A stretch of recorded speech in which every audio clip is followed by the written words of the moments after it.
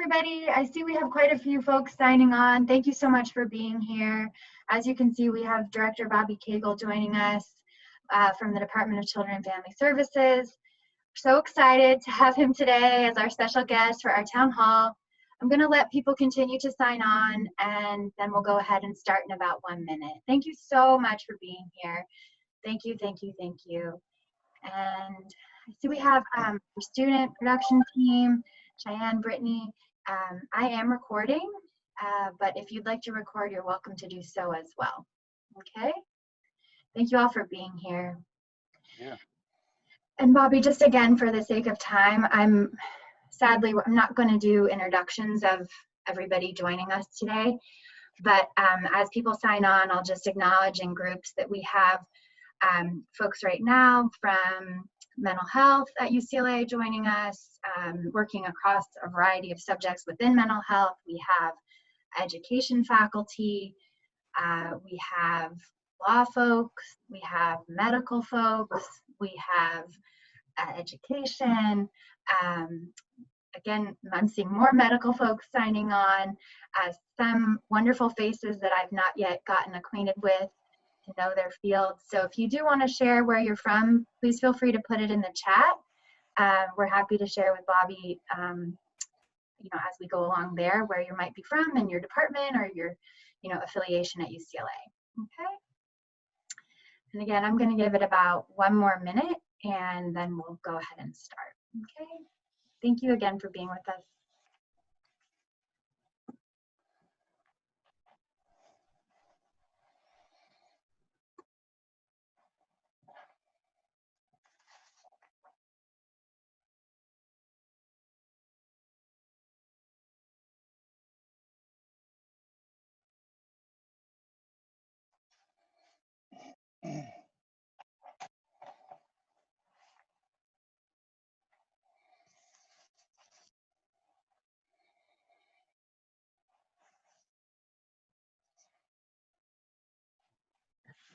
All right, everybody, I'm going to go ahead and start us. Welcome to the UCLA Pritzker Center's Community Town Hall. We've been hosting these every other week to connect with UCLA faculty and staff and students, importantly, across campus around issues relating to children and families.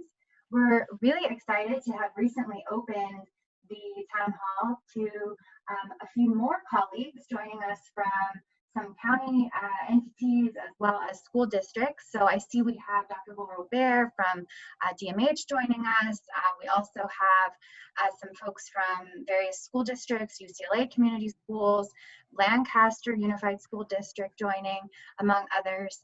And again, please feel free to put your name and your affiliation in the chat if you'd like us to share with Director Cagle where you are from. With that, again, I'm really excited to welcome the DCFS Director, Bobby Cagle, to our town hall today as our special guest. As many of you know, Director Cagle runs the Department of Children and Family Services, which is the largest child welfare agency in the nation. And DCFS currently has an annual budget of about $2.4 billion that Director Cagle oversees. As you know, Director Cagle comes to us from the state of Georgia, where he was the director of the Georgia Division of Family and Children's Services. Director Cagle has a long and illustrious career serving children and families, but I know this well, that he likes to share, and I hope you'll allow me, Director Cagle, to share that you were actually born into the foster care system in North Carolina, grew up in Robbinsville after being adopted. And so your connection to this work runs incredibly deep, and we are so excited to include you today in our town hall. As I shared at the top of the call, we've been bringing folks together to have conversations about how we can help and how UCLA can be of service during this time. So we'll start by inviting you to share with us a little bit about what's been going on at DCFS. And from there, we'll turn it over to some UCLA folks for you to hear a little bit about what's going on our end of things. So I'm going to turn it to you now, Director Cagle, and thank you again for joining us. Well, thank you very much. And please let me know if my volume is appropriate. If I need to speak louder, I'm glad to do that. First thing I'd like to do is thank UCLA and the Pritzker Center and Taylor for the opportunity and for just starting this series, because this is unprecedented times and it really calls for an unprecedented level of cooperation and thought. And I have to tell you, it has been a challenge beyond most anything I've experienced in a 31-year career in human services. And it has brought out, in many ways, however, the best in the people that work for me and many of the best things about our community. The pandemic, of course, has caused anxiety, and I speak about that from a personal basis. I have asthma, and so just the thought of being in a kind of vulnerable group like that is very daunting and makes you think twice about everything you do. I can only imagine for families that have children what their concerns are like. I have next door neighbors who have 2 small children, and they tell me that the difficulty of keeping masks on the children in and of itself is a major source of stress for them. And so we want to be a department that is recognizing that this is a very stressful time for families, and to be there to support families as well as protect children. Despite the risks of the work that we do, our workers have continued to make contacts in the homes of families since the day that COVID started. We have really been focused mostly on child safety, of course. We have moved a few of the functions that we serve based upon the policy issued by the state and the federal government to a distance technology format. So we're seeing some children and families via FaceTime, Skype, WebEx, Zoom, and I'm learning more about technology than I ever had hoped to at this point in my career. We are, however, continuing to make contact with those families where we have concerns about how well the family's doing and the level of safety of the kids. And so that's really an individual conversation about all of the 36,000 children that we're serving throughout the county. This has also really kind of changed us from the standpoint. I know that there may be some folks from the law school on. Has changed us from a legal standpoint. We have hundreds and hundreds of hearings that take place each and every week in the juvenile courts of LA County. And we have been working with the courts, with CLC, with the LA dependency lawyers to try to make sure that we are continuing to move cases forward. The COVID epidemic has really changed things, and we're doing a lot of work by distance. However, one thing that has not changed is that the court has remained open for those cases where we have to assume custody of children where there's an emergency, and they're gradually opening things back up. I think one of the things that really concerns myself and many other stakeholders in the system is that we are building a backlog of cases that have to be resolved at some point. At one point, we were looking at not potentially opening the courts back fully until February of 2021, to my understanding.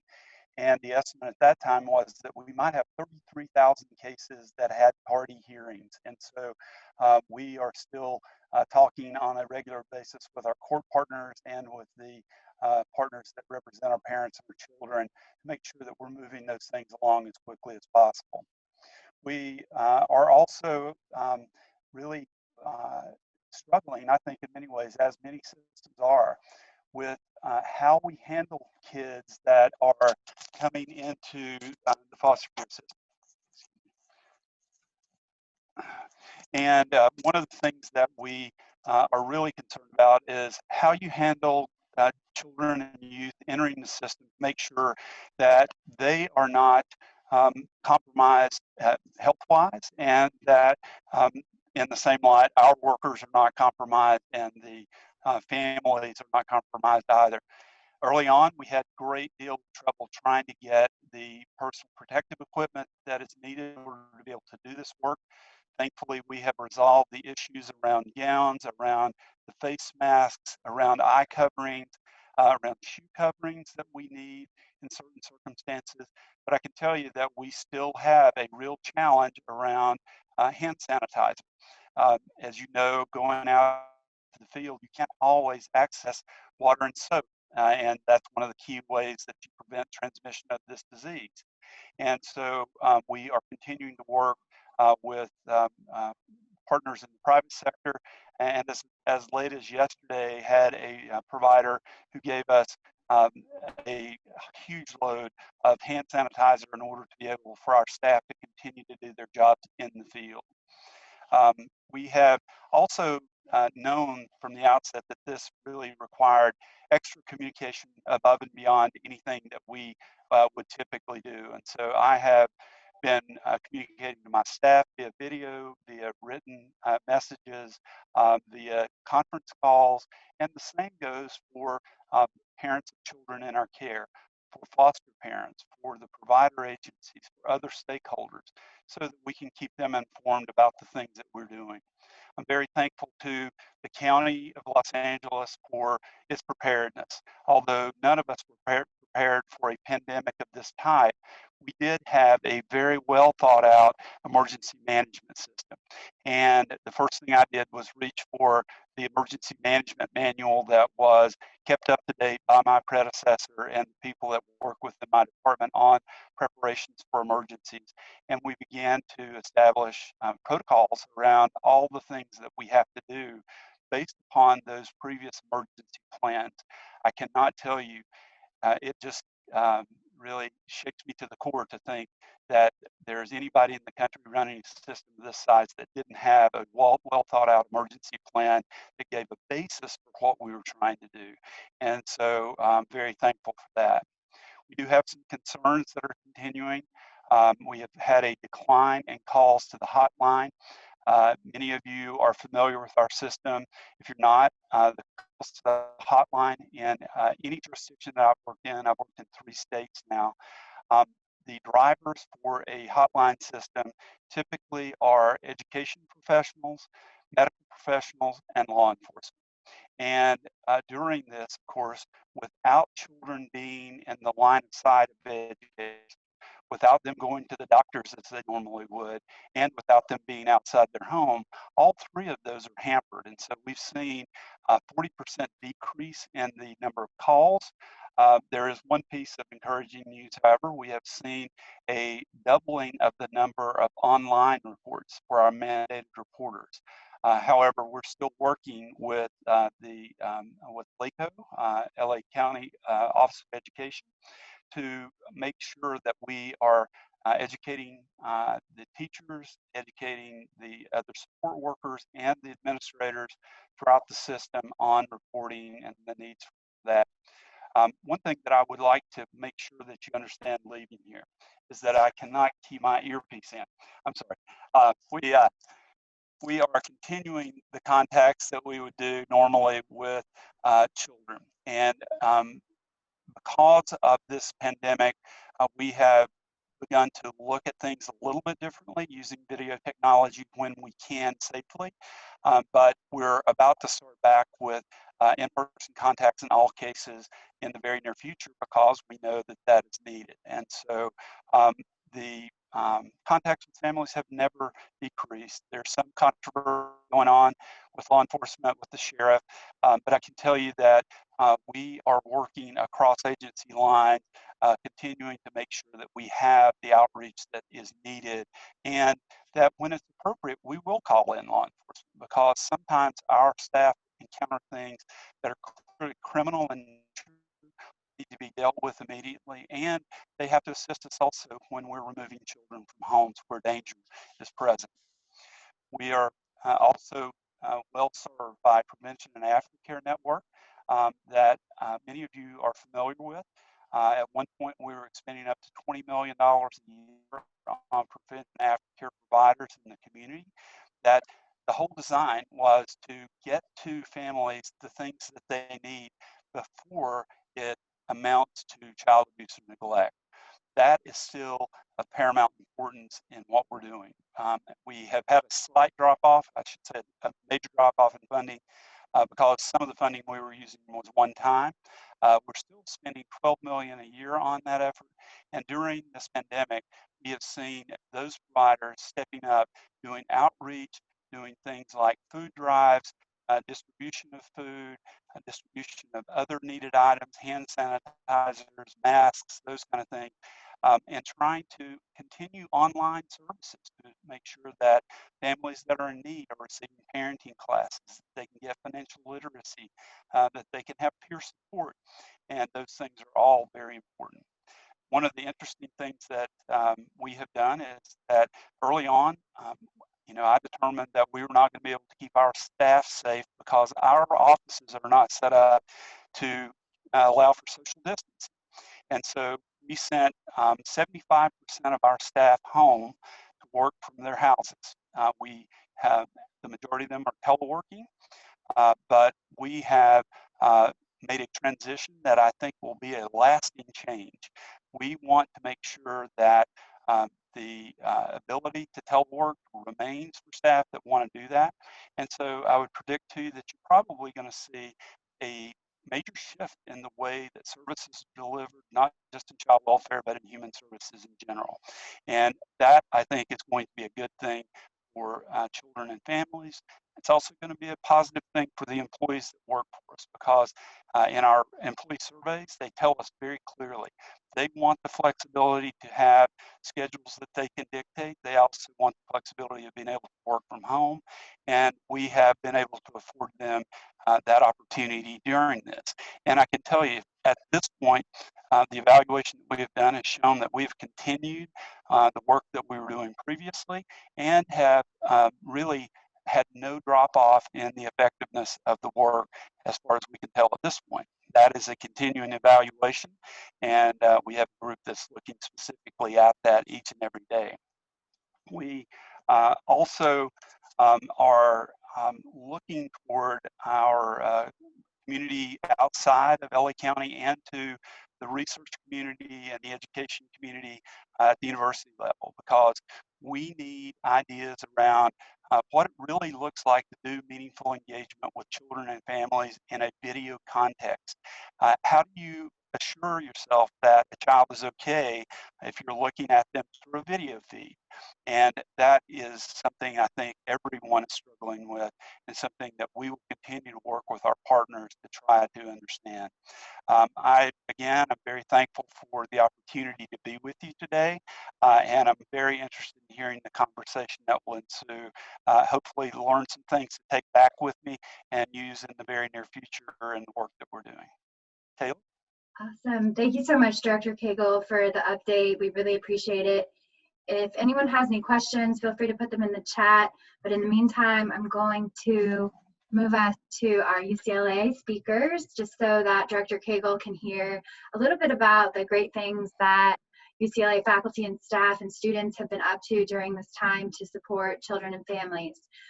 We'll start with Brianna Harvey, the director of the Bruin Guardian Scholars Program, and her colleague Karina Garcia, the director of the Bruin Guardian Scholars Academy. Brianna? Hi, Director Cagle. I hope you're doing well. I will keep this brief since I know we have a lot of things to cover, but our students are doing very well. As you can imagine with this pandemic, it's been a very difficult transition to virtual learning, and so we have really ramped up our services so that we're able to provide our supports virtually. Since our campus is closed, we no longer are able to have our resource center open, and so we've been doing a lot of individual virtual appointments, virtual get-togethers and meetings, and have really increased our emergency support. So we've increased our scholarship funding for our students. We have purchased over $5,000 in virtual gift cards to be able to send out to our students for basic needs for places such as Target and Ralph's and things like that. We're currently working on special graduation gift boxes for our seniors. We have 30 graduating seniors this year, and we're just very sad for them that they're not going to be able to have the same type of graduation celebration. And so we're hoping to give them a little piece of graduation by providing these by providing them these individualized boxes. One of the, I would say, biggest wins for us is that we have worked with our housing partners to ensure that our students will have guaranteed and year-round housing. This is really significant because the other UCLA students are not going to have that. UCLA has cut the size of housing in half, and so whereas we may have had 30,000 students on campus, we're now only having 15,000. And so our foster youth are the only group that will have this guaranteed housing throughout their time at UCLA. So we're very blessed to be able to have that. We currently have about 75% of our students that remain in campus housing, whether it be through dorms or apartments, and are living on in single rooms. And so we have 100 incoming foster youth freshmen and transfers. And so our community currently is about 400 students. So we're very excited to, incorporate this new group of 100 students. Thank you so much, Brianna. We know that your Bruin Guardian Scholars program is really the preeminent Guardian Scholars program in the country. And I'm really happy that we have some Guardian Scholars actually joining us today. If you're a Guardian Scholar, give us a wave so that Director Cagle can see you. Thank you for being here. Some of them work with us at the UCLA Pritzker Center, so we're really grateful to have them on our team. With that, I will turn it to Karina to update us on the BGSA. Yes, hi. Nice to meet you virtually, of course. My name is Karina, and I have the pleasure to oversee the Bruin Guardian Scholars Academy. We are part of the First Star Network, where we have 13 academies across the nation where we serve cohorts of foster youth for 4 years of high school. We currently have 23 seniors who are graduating this year. 60% of them are going to go to four-year colleges.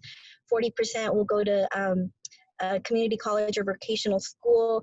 2 of our seniors are actually going to be BGS students with Brianna's program. They'll be going to UCLA this fall, so we're very excited about that. But a lot of our programming has been virtual, and our priorities have been placement stability and progression of grades, and making sure that they're completing their coursework and they are progressing to the next grade level. We have also been meeting some of the basic needs of our students via virtual gift cards. We hope to have more funding available to also be providing our students with Chromebooks this coming summer for our virtual summer program. We always host a month-long program at UCLA where they get to live on campus, and it's the favorite part of our academy.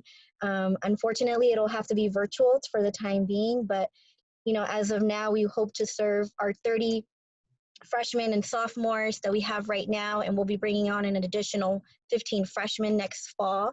And we're hoping that our 23 seniors this year continue on with our alumni program and continue connecting them to foster youth support services like the Guardian Scholars at their respective schools.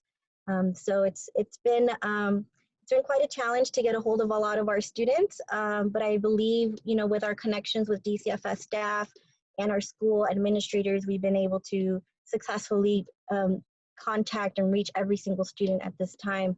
We're also working with United Friends of the Children and Foster Ed and the First Star Network to put on webinar series to help social workers and any educators or nonprofit staff to support those seniors that are going on, to college in the fall. So we hope to have these webinars during the summer to help with that summer melt as well. Great. Thank you both for the update, particularly on how UCLA and its affiliates are serving youth that are actually still in care and youth that are really our future. We really appreciate all that you do and really love partnering with you whenever possible. So thank you both. Next, I'm really excited to turn to our medical colleagues, Drs. Moira Szilagyi and Stacy Barron.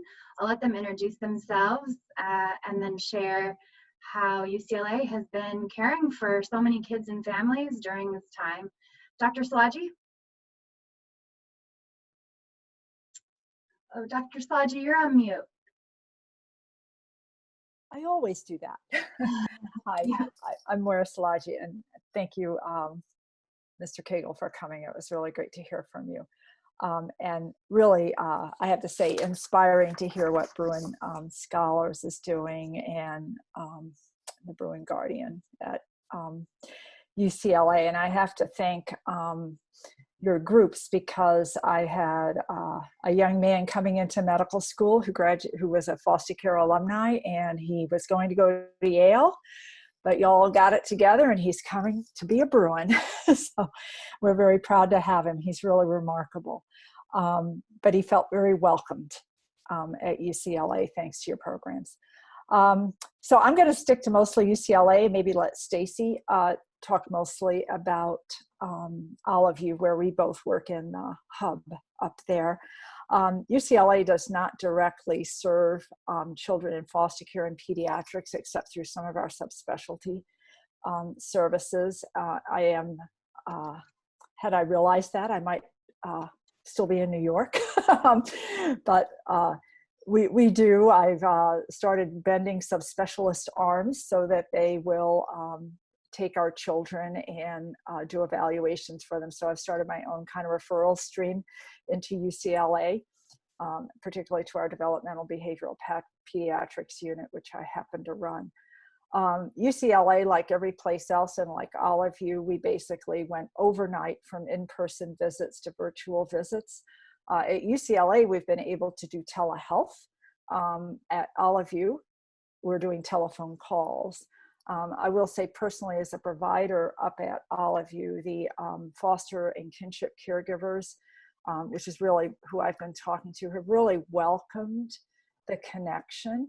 The visits after the initial second seem to be running as smoothly as an in-person visit in terms of people, the ability to connect with parents and really walk them through. I think that we are all spending some time on talking about the family's needs and the adjustment to suddenly being at home, and is somebody unemployed, and what can we do for you? The hub has always had a nice little checklist that we usually hand to our social worker if we identify needs. So I've tried to keep that in my head, working in an office where we don't have everything. The hub was actually moved out of the hospital where it sits normally and moved over to one of the smaller cottages, which the parents seem to like, but maybe Stacy can address that. I've had one kid that I really worried about for 5 days because he had a fever, but he was otherwise fine. And I was very concerned that he had that multi-system inflammatory syndrome in children. And he may have had it. He had a known exposure, but he did not get terribly sick from it. He's actually completely fine. He never even slowed down. But I think it's very hard up at all of you without telehealth that we can't even get a visual of a child. I did telehealth visits for 20 years in New York State, not many, 2 a day probably. And so I know the advantages of being able to get a visual of families in their own home. You can actually see a lot about child development in their typical environment. And so in some ways it's advantageous over bringing them into the office. And you can also often get a sense of the resources in the family, or their books and toys, and what's the child doing while the parent's preoccupied talking with me. And you can also really sometimes get flashes of the parent-child relationship in a way we might not see it as pediatricians in the office. I will say that most of the foster parents I have talked with have, I think they're all, everybody's destabilized during this time. But most of them have actually really kept their focus on children, which I think is a tribute to how you're recruiting foster families, at least how the ones who are served by all of you. Thank you so much, Dr. Szilagyi. Are you, Dr. Szilagyi, did you want us to move on to Dr. Barron? Oh, yes, please. Awesome. Thank you so much for that update. Dr. Barron, take it away. Great. Hi, Director Cagle. It's so wonderful to have you on the call today. And it's also just wonderful to be here again with another Pritzker Center Town Hall. I'm an assistant professor of pediatrics at UCLA, but my primary role is as a general pediatrician at the All of You UCLA Hub Clinic, where I work with Dr. Szilagyi. We're a Monday team.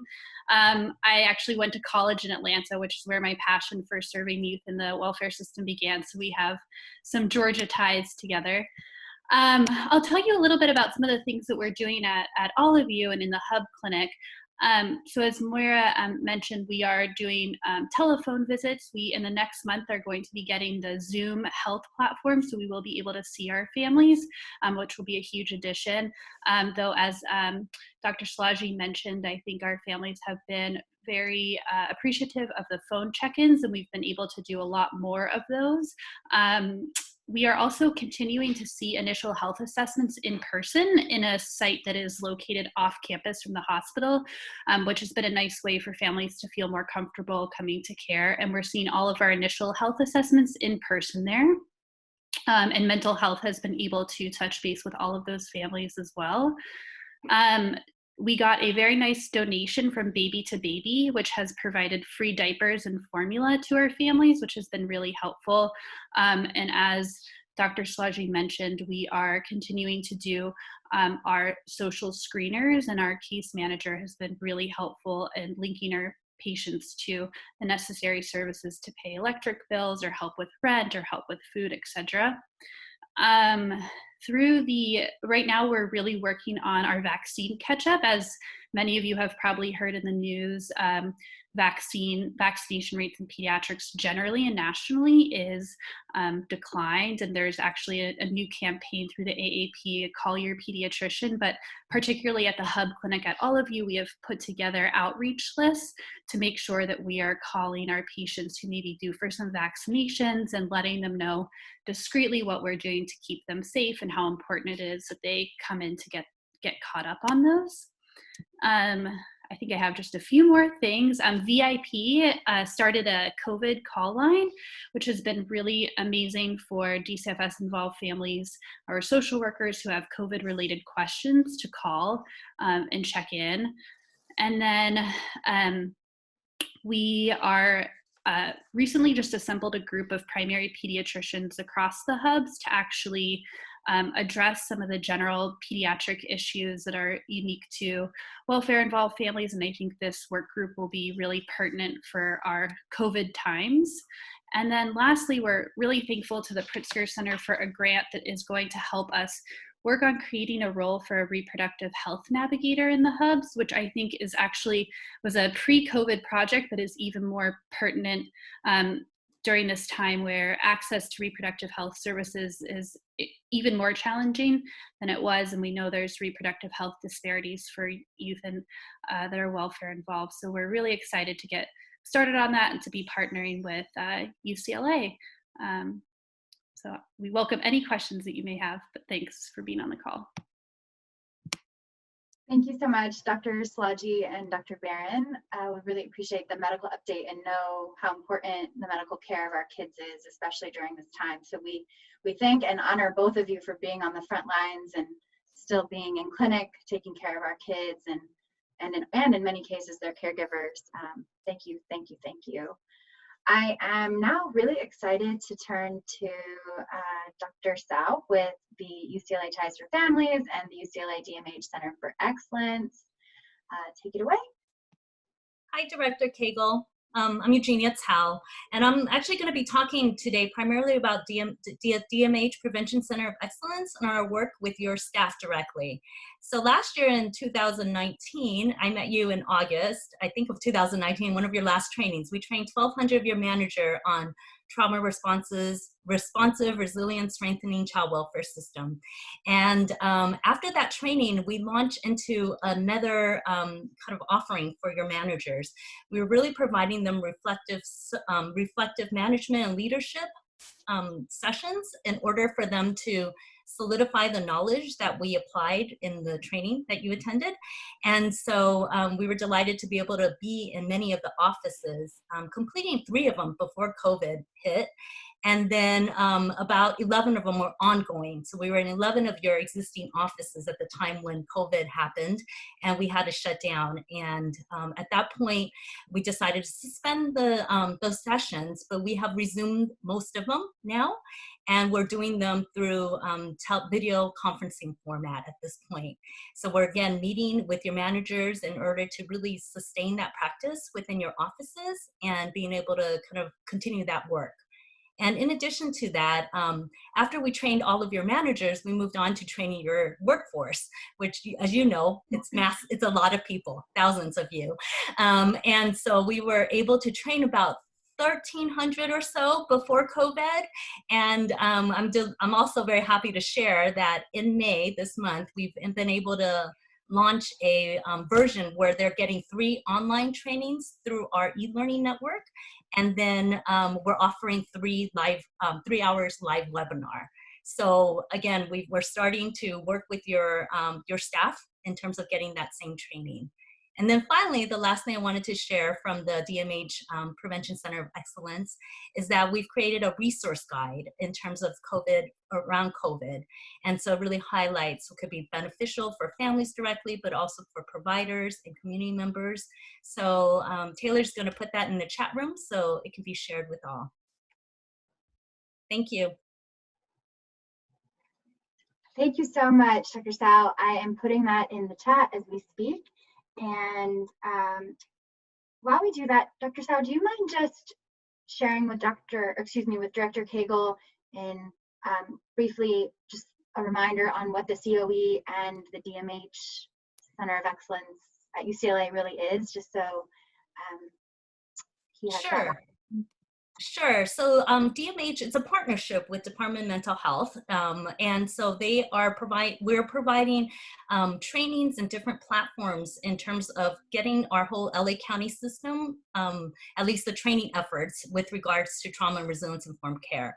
And so we all have the common language that we're using. So oftentimes I think about what's dear to my heart is DCFS and our foster youth, and thinking about how they across multiple sectors, including school systems, our medical hubs, our juvenile systems, etc. So being able to have that common language and hopefully not working so much in silos, and developing that lens in terms of working with our children from that trauma resilience perspective. And so was that what you were hoping for, Taylor? Yeah, and I'm sure Director Cagle's familiar, but I just thought that it would be great to refresh, because it's such a unique, I think as Dr. Sharon puts it, public partnership between UCLA and DMH. Thank you. Thank you so much, Dr. Sal. I'm now really excited to introduce you, Director Cagle, to Dr. Elizabeth Olin. She can introduce herself, tell you a little bit about the great work that she does with LGBTQ youth. Hi, Director Cagle. It's really lovely to meet you. I'm really happy to be a part of this call today. So within the UCLA DMH Center of Excellence that we just heard a little bit about, there's this really great and I think really timely focus on developing content that will support LGBTQ youth, which is what I will share a little bit about. So as part of COE, our LGBTQ focused projects include a couple of things. So one of which is a film course specifically for DCFS workers about supporting LGBTQ youth. And this is really a fun creative project that is a film that follows a storyline of a youth in foster care and really aims to show the application of specific affirming strategies when working with LGBTQ foster youth. I think a lot of times we have great information out there about sort of what affirming strategies might be, but we really wanted to show the application of those strategies in a more creative way. We're also simultaneously working on an outline for a LGBTQ resource collection. So this will be kind of an online platform where all county workers are able to access these resources. So it will include things like a basic 101 course. It'll include the film course I just mentioned. It'll also include various materials on different LGBTQ topics that are relevant for county workers working with LGBTQ youth, as well as some sector-specific resources as well for different sectors. And then also in response to the current pandemic, we have dedicated a little bit of time to creating some handouts, like printable handouts and resources specifically for COVID that will provide some tips. We have a couple of these. One will be tips for caregivers of LGBTQ youth, how to support youth during this time, tips directly for LGBTQ youth themselves, and then some tips for LGBTQ adults as well. These are currently being finalized and going through our last round with our communications team so that they'll look very pretty, and those will be available really shortly, which we're pretty excited about. And then additionally, last thing I wanted to mention is that my colleagues and I were fortunate enough to be awarded one of the Pritzker Innovation Grants this past spring for a project that is addressing placement of LGBTQ foster youth, which we know are one of the categories of the harder to place youth.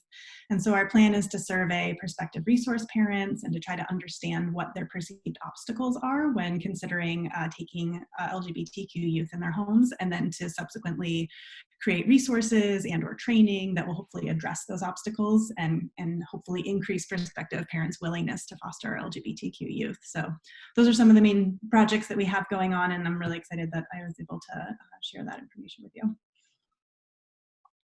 Thank you so much, Dr. Olin. And Director Cagle, we are having a speaker series next week addressing the issues impacting LGBTQ youth during COVID.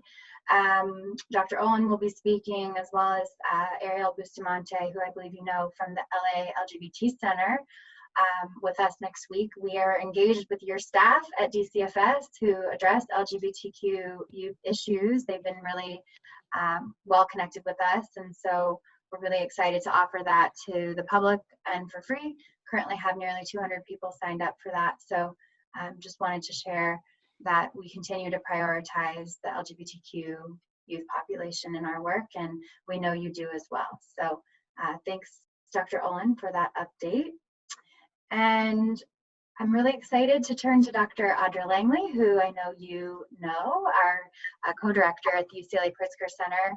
Dr. Langley is going to talk about a survey that she and Dr. Frankie, who you also know, will be working on with respect to COVID and our families in foster care. Dr. Langley? Sure, of course. A couple of things. I've said on this call before in talking about the UCLA TIES program, just how nimble everyone has been in switching to telehealth and telemental health, and the numbers of sessions that we have done month by month, I think is just continued to be really impressive. I want to just impress upon everyone how much need there is and how there's an increased need for frequency, and that the support groups are so well attended. And I think we all need to be thinking about ways of bringing in peer supports and other support groups, because it is viable virtually. I also wanted to bring up a couple of strengths, because that's a really good lead into the surveys that we're going to be doing. And that is, there are so many difficulties facing, I think, our resource parents and our children and young people in care right now. But I also want to say there are tremendous silver linings and tremendous strengths. So, for example, just the bonding time, the fact that they're saying, wow, we're really getting to know each other because we have so much time together. We're not even sure we want to go back to what we were doing before. They're really valuing the time together. And if you think about our kids in care who are moving around from place to place, they're having time to actually take pictures, to have meaningful activities together, so that these kids really have a life narrative from this period of time in a way that they may not have had before, with things, I think, being so busy, and so many things happening in so many places, and just frankly dealing with LA traffic. So I want to bring up the positives too, because we're hearing so many strengths from our children and young people. And as I've said before, helping them tap into all that they already know from their experience with uncertainty in growing up in this system or serving in this system, and all of the loss that they've had to deal with, and how they can apply that right now. I also wanted to say that one particular issue we spoke about with DCFS this week with Sari Grant is we just absolutely cannot let this paralyze our efforts to get waiting kids into placements and permanency. And so we're doing everything we can. Oftentimes at TIES, we offer unique multidisciplinary assessments to kids who they're having trouble matching or placing. And these involve lots of in-person psychoeducational assessments, diagnostic clarification. We can't do all of that, but we're not letting that stop us. We're trying to figure out what we can do. We're working with colleagues locally and nationally to figure out how can we do anything we can do in terms of testing and assessment virtually, so we can give something, which is always better than nothing. It's really important to us that these kids who can often be invisible do not get left behind. And our speaker series, I think this week, really address that, and the numbers are staggering. So finally, I want to say Todd Frankie and I are working on an effort with the Fostering Together Network and DCFS to survey our resource parents and figure out what's working well right now, to figure out where there might be potential needs, and also to look at the strengths, to look at, again, how experience might be assisting resource parents and the kids in their care during this very difficult and uncertain time. And the goal of that is to figure out both right now what DCFS and FFAs might be able to do more of, in determining what's working, how do we continue that, and also thinking about the future when, I think we can all speak honestly to the fact that there may be a dearth of resources, a huge increase in need. So how do we use what we know is working more efficiently and effectively?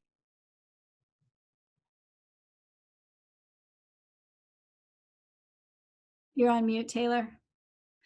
Thank you so much, Dr. Langley. And I also wanted to mention, Director Cagle, we had a speaker series earlier this week, with the Alliance for Children's Rights and UCLA Ties for Families, discussing permanency and adoption, and learned some unfortunate, and you touched on this as well, that due to the court closures, the delays to TPR, the delays to adoption are staggering. And I'm sure you can see on your screen that we also have Winnie from the Anthony and Jeannie Pritzker Family Foundation joining us right now. And Winnie has been so generous and kind to reach out to myself and CLC and the Alliance to say, how can we help? What can we do to move these kids in particular, kids with a TPR, kids in an adoptive placement to and through the system. So I think we would probably highlight that as something that we would love to help with going forward, and just wanted to flag that now while Audra mentioned it, so that we put it at the top of mind in terms of kids that we really can do something about and do something quickly for. So just wanted to flag that and mention that. Audra, thanks for mentioning it, and Winnie, thanks for flagging it as well. So last but not least, I'm excited to turn to Drs. Tyrone Howard and Christine Shen. Tyrone Howard is, of course, the director of the UCLA Pritzker Center. Christine Shen oversees UCLA Community Schools, and really excited to share with you a little bit about what's going on in the education world. And then I think that will conclude our presentation. So let's take it away, Dr. Howard. Thank you, Taylor. I want to say thank you, Dr. Cagle, for joining us. It means a lot for you to take time out of your busy schedule to engage us in this important topic. One of the things that we have been consistently, I'm glad you mentioned it in your intro, is that because teachers are not having the same kind of contact with students that they typically have, there's some concern, obviously. We know educators are the primary reporters when there's issues of abuse and neglect, and so teachers are wondering about the safety and well-being of their students. And even as we move toward this telehealth model, some teachers are still worried, because though they are in communication with some, not all their students, there's concerns about when students don't turn cameras on. There's concerns about when students are not connecting. So there's a lot that still needs to be unpacked in terms of recognizing what students are actually dealing with. And we know, and everyone on this call knows, when issues around economic downturns occur, what that typically means for parents who are stressed, and children oftentimes being caught up in the midst of that. So that's an ongoing concern. I would also say too that I just got off a call with school board member Jackie Goldberg, and I'm part of a small group that's trying to help LAUSD figure out how they're going to reopen, and talk about confusing, talk about layered, talk about complexity, talk about all the different scenarios. It's a massive undertaking. And I think part of what that conversation we've been having is about how do we still ensure that the safety of children remains paramount in this process. There's staggered schedules we're talking about. We're talking about some students who will still have virtual learning.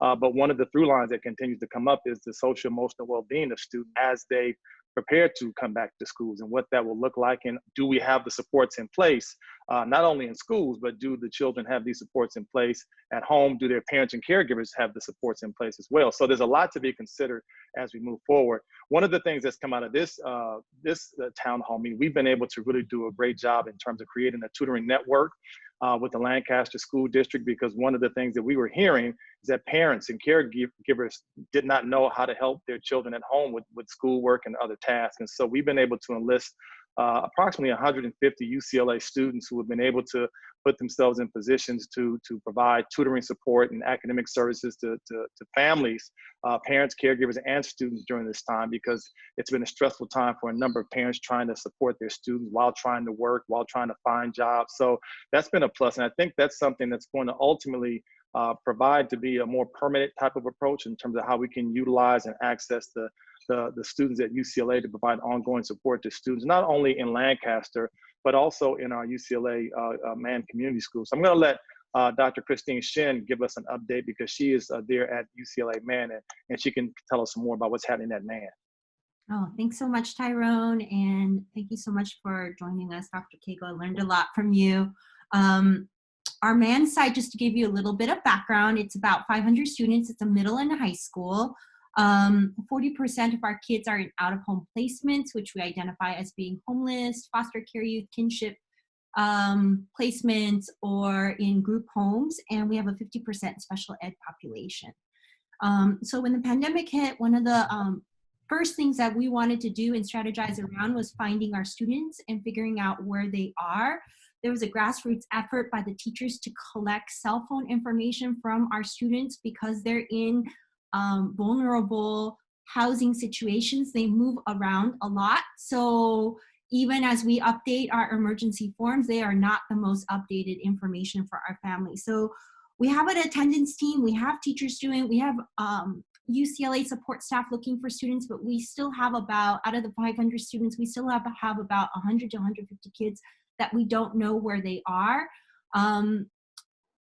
We do know that many of our families are essential staff, so they are working. So a lot of our students are living with other caregivers outside of the state, outside of the country, and they may not have access to the internet.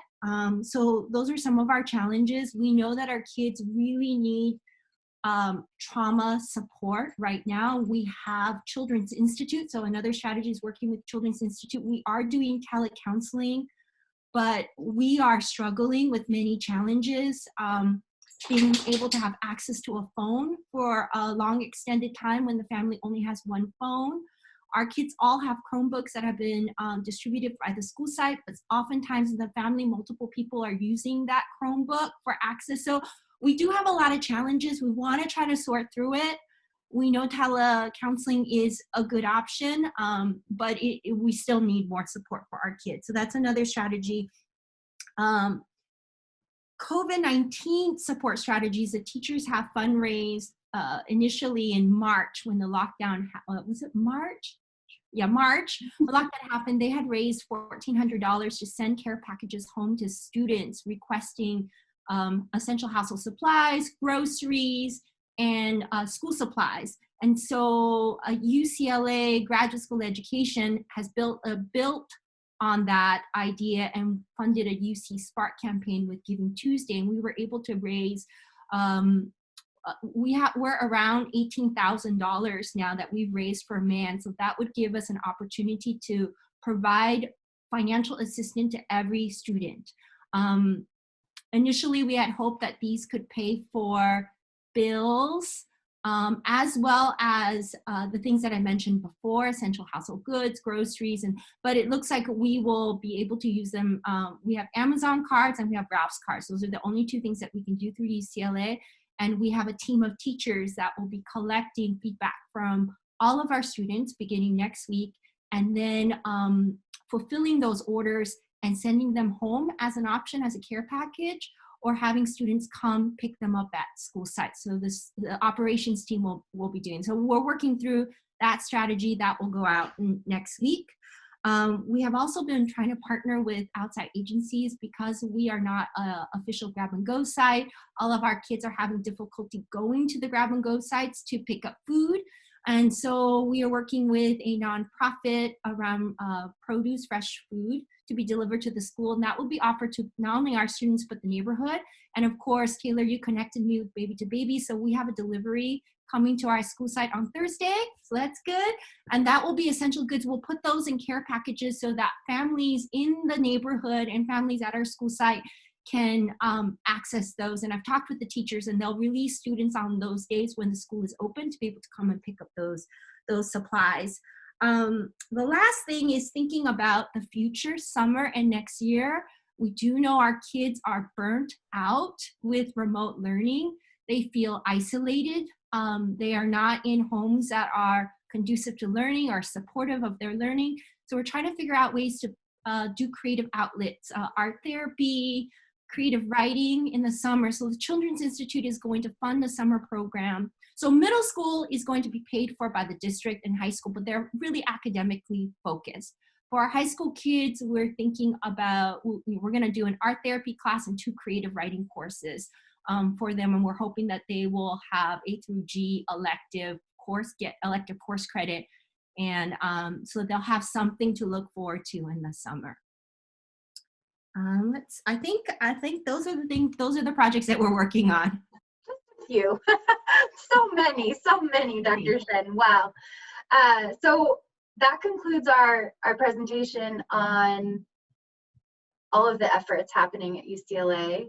I'm sure it was a lot to absorb, but just because it's so vast. But as I'm sure you can see, Director Cagle, this work is everywhere, from our schools to our communities to our medical clinics and everywhere in between. It's on campus at UCLA. It's all across Los Angeles and in some respects across the country. And so I'm really grateful to everyone for sharing today. We could have had 50 more people tell you about what they're doing. So I'm sorry we didn't have more time. But with all of that in mind, we really thank you for joining us. I'm going to follow up with a list of everybody that was here today so that as you go forward with your needs, you have a list of experts in mind to turn to for questions, ideas. I know you mentioned how could your workers offer meaningful telehealth, or excuse me, tele-engagement. And I'll see what we can do to pull together some resources for you on that and some insights on that. And then we would love to know what else we can do for you at DCFS and for your workers and for, importantly, the kids and families at the center of all of this. So with that, I'll turn it to you for any parting words. And I just want to thank you. I'm sorry, Taylor. I just want to thank everyone. One